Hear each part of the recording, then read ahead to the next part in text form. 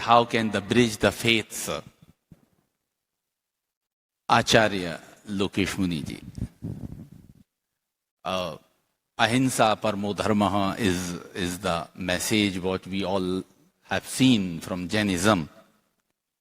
In the today's world, in the modern world, when we go with the very specific rules, regulations, do's and don'ts, how the morality, spirituality,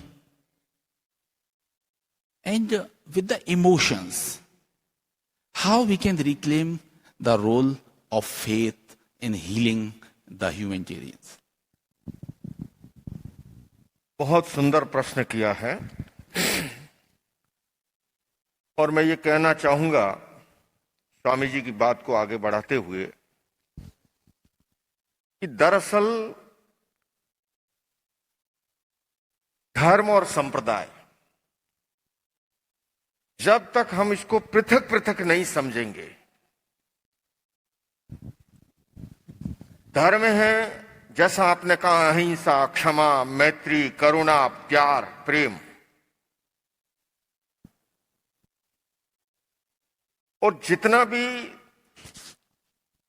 विवाद है वो है मजहब का, पंथ का, संप्रदाय का। और इसलिए अपेक्षा है धर्म को अध्यात्म से जोड़ा जाए। और जब धर्म को अध्यात्म से जोड़ते हैं तब जैसा आपने कहा हीलिंग की बात, संवेदनाओं की बात, लेकिन हमारी दुनिया का ये सबसे बड़ा विरोधाभास है। अहिंसा के फल चाहते हैं, शांति के फल सभी चाहते हैं, किंतु दुनिया की तमाम सरकारें प्रतिवर्ष अपने बजट के अंदर नए अस्त्र शस्त्रों के निर्माण के लिए, उसकी रिसर्च के लिए अनाप शनाप बजट खर्च करती है। आज अपेक्षा इस बात की है, बदलाव का एक ही जरिया है और वो जरिया है एजुकेशन। मॉडर्न एजुकेशन सिस्टम हमारे लेफ्ट हेमिस्फीयर को जगाने का काम कर रहा है, जो कि बुद्धि, गणित, तर्क के लिए रिस्पॉन्सिबल है। किंतु हमारा राइट हेमिस्फीयर जो इंट्यूशन पावर के लिए, जो स्पिरिचुअल डेवलपमेंट के लिए रिस्पॉन्सिबल है, एक सन्यासी होने के नाते मैं नहीं कह रहा हूं, ये विज्ञान सम्मत तथ्य है कि हमारे इसी मस्तिष्क में एनिमल ब्रेन भी मौजूद है जहां पर पांचविक वृत्तियां जन्म लेती है, और इसी मस्तिष्क में नियोकॉर्टेक्स परत भी है जहां पर मानवीय और दैविक वृत्तियां जन्म लेती है।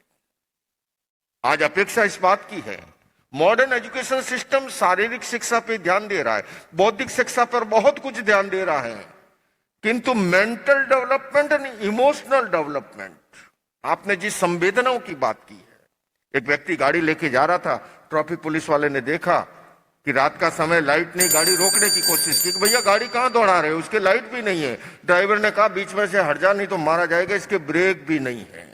वह गाड़ी कितनी खतरनाक होगी जिसके लाइट भी ना हो, जिसकी ब्रेक भी ना हो। वह इंसान कितना खतरनाक होगा जिसका अपना इंट्यूशन पावर नहीं है, जिसके अपने इमोशंस और पेशेंस पर नियंत्रण नहीं। आज अपेक्षा इस बात की है कि हम एजुकेशन सिस्टम में शारीरिक और बौद्धिक विकास के साथ साथ मेंटल डेवलपमेंट, इमोशनल डेवलपमेंट के लिए, और इसलिए मैं कहूंगा कि पीस एजुकेशन जैसे कार्यक्रमों को इंट्रोड्यूस करने की जरूरत है, जिससे कि हमारी मानवीय संवेदनाओं के साथ, उस करुणा के साथ, उस कंपेशन के साथ।